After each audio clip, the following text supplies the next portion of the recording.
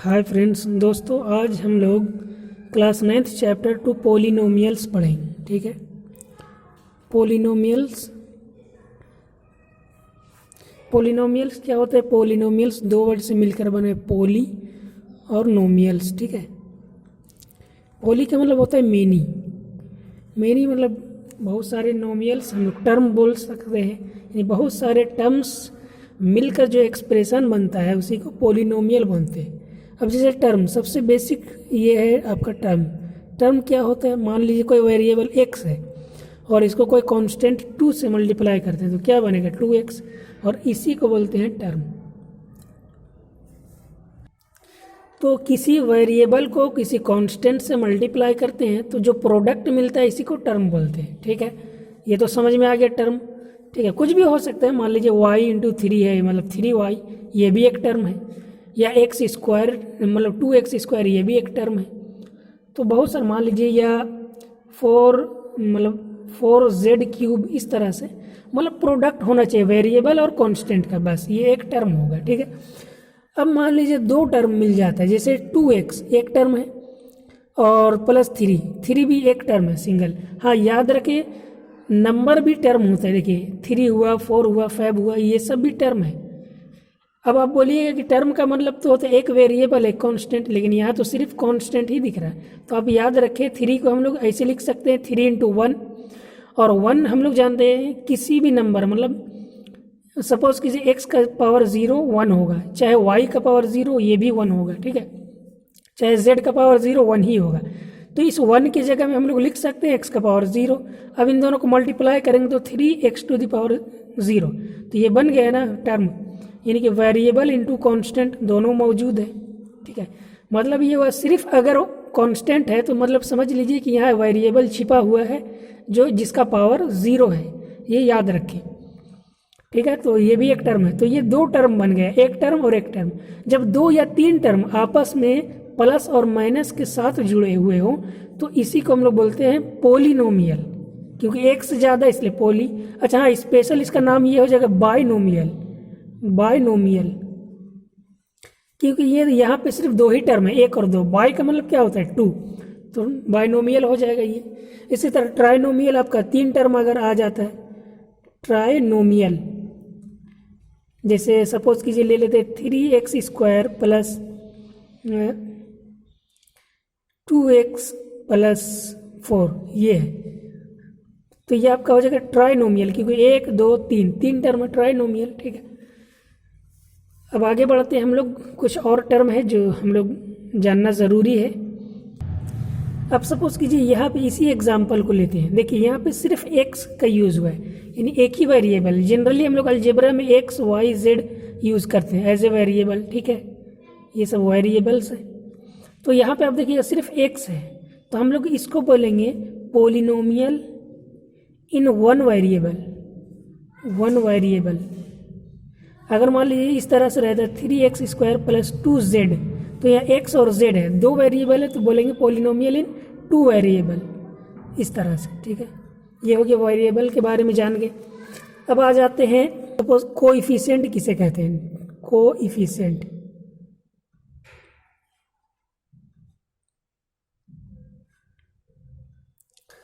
Coefficient क्या होता है? आप सपोज कीजिए इसी एग्जांपल को लेते 3x² + 2x + 4। यहाँ हमसे अगर कोई पूछ दे कोएफिशिएंट ऑफ x², यानी x² का कोएफिशिएंट क्या होगा, तो हम लोग बस x² के बगल वाले नंबर को देखेंगे, मतलब जिसके साथ वो मल्टीप्लाई किया हुआ है। तो यहाँ पे आंसर हो जाएगा 3। ठीक है, तो इसी को बोलते हैं कोएफिशिएंट। अगर आपसे x का कोएफिशिएंट कोई पूछ दे, कोएफिशिएंट ऑफ x, तो ये हो जाएगा x के बगल में क्या है? 2 है, तो ये 2 हो जाएगा। सिंपल है। देखिए डिग्री क्या होता है? The highest power of a variable in a polynomial is called its degree. यानी कि किसी भी पोलिनोमियल आपको दिया हुआ है तो आपको उसका हाईएस्ट पावर देखना है, और जितना पावर है वही उसका डिग्री हो जाएगा। जैसे एक एग्जांपल लेते हैं, एग्जांपल में ले लेते हैं 5x⁵ plus 3x⁴ plus 2x³ plus x² plus 3x + 1 इस तरह से ले लिए एक बड़ा सा पॉलिनोमियल, ठीक है। तो आपको इसमें देखना हाईएस्ट पावर कौन है, यहाँ है, देखिए पावर 5, तो यही हो जाएगा इसका डिग्री, बस सिंपल है, ये 5 हो जाएगा इसका डिग्री। आपसे पूछे इस पॉलिनोमियल का डिग्री क्या है, तो ये 5 हो जाएगा, मतलब हाईएस्ट पावर। अब आ जाते हैं एक्सरसाइज को सॉल्व करते हैं। अब क्वेश्चन नंबर 1 देखते हैं। यहाँ पे बोला which of the following expression are polynomial in one variable, यानी वन वेरिएबल में इसमें कौन कौन सा पॉलिनोमियल है, और स्टेट द रीजन, रीजन भी हमको बताना है। तो सिंपल है, देखिए यहाँ पे फर्स्ट में दिया हुआ है 4x² - 3x + 7। तो यहाँ पे आपका देखिएगा, यहाँ पे सिर्फ x ही दिख रहा है और तो कोई टर्म नहीं है, y z कुछ, तो ये हो जाएगा आपको पॉलिनोमियल इन वन वेरिएबल। बस आपको सिर्फ इतना लिख देना है, ये पॉलिनोमियल इन वन वेरिएबल है, और जिसका जो वेरिएबल जो है, वेरिएबल आपका x है, बस यही चीज़ दिखा देना है, ये हो गया आंसर। सेम उसी तरह इसमें आप देखिए, तो ये भी पॉलिनोमियल इन वन वेरिएबल है, इसमें भी वन वेरिएबल है।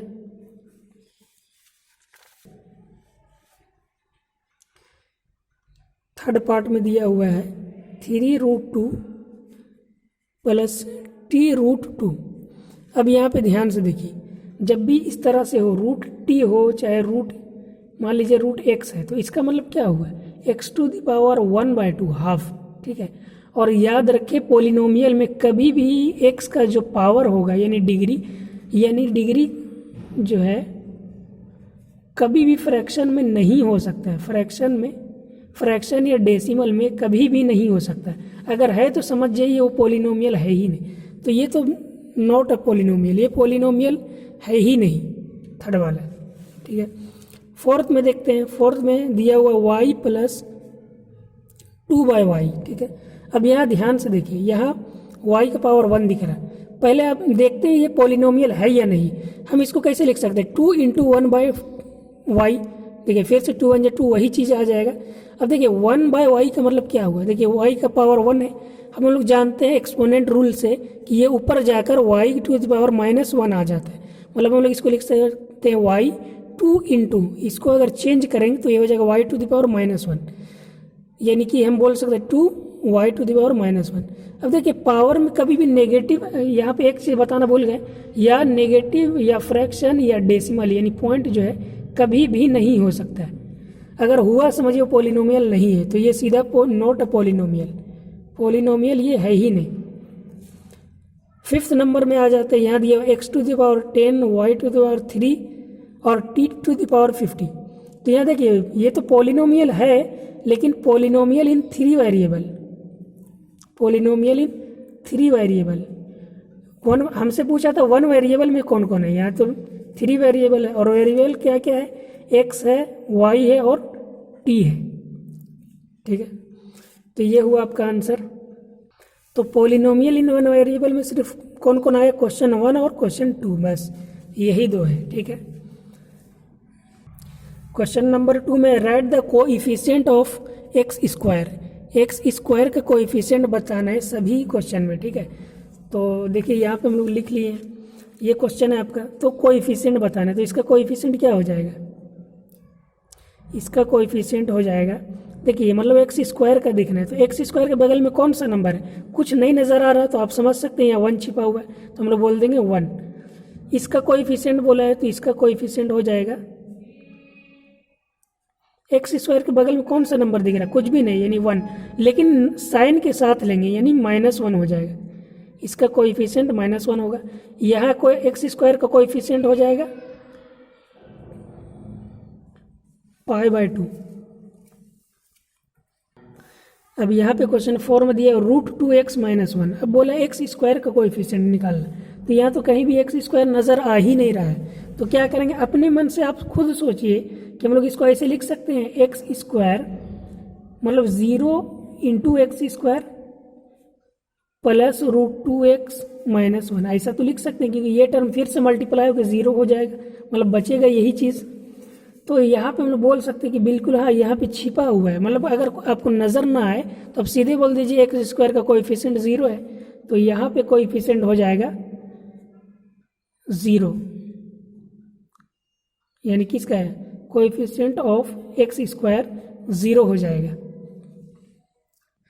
क्वेश्चन नंबर 3 में बोला है give one example each of a binomial of degree 35।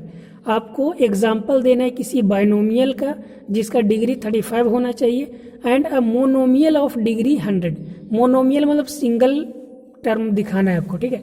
एक तो बायनोमियल बताना है, वो भी कैसा दिखाना है जिसका डिग्री 35 हो। तो बायनोमियल में आप ऐसे ले सकते हैं x⁵ प्लस 2।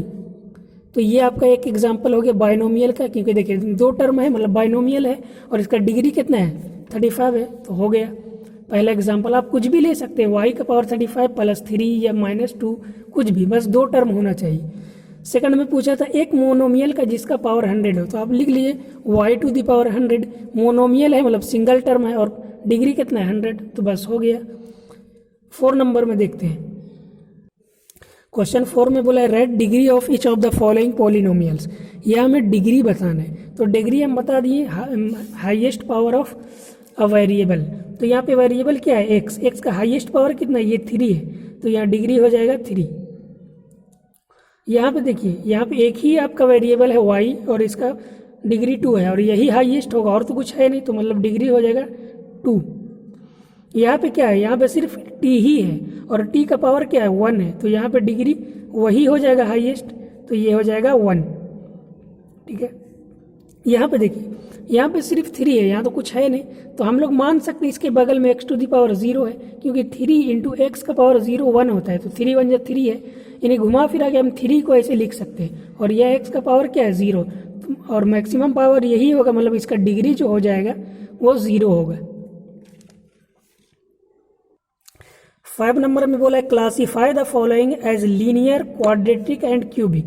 देखिए लीनियर इक्वेशन उसको बोलते हैं जिसका डिग्री 1 हो, ठीक है। क्वाड्रेटिक बोलते हैं जिसका डिग्री 2 हो, क्यूबिक मतलब जिसका 3 हो।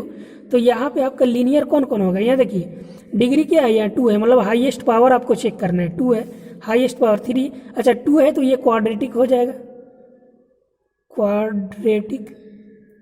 ये क्वाड्रेटिक होगा, ये क्यूबिक होगा, यानी डिग्री 3 है।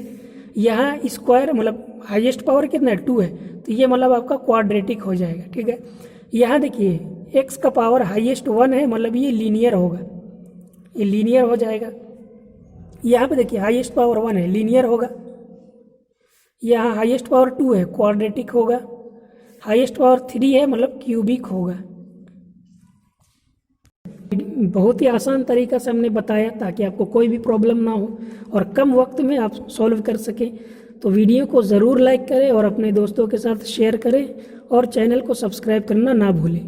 Thanks for watching.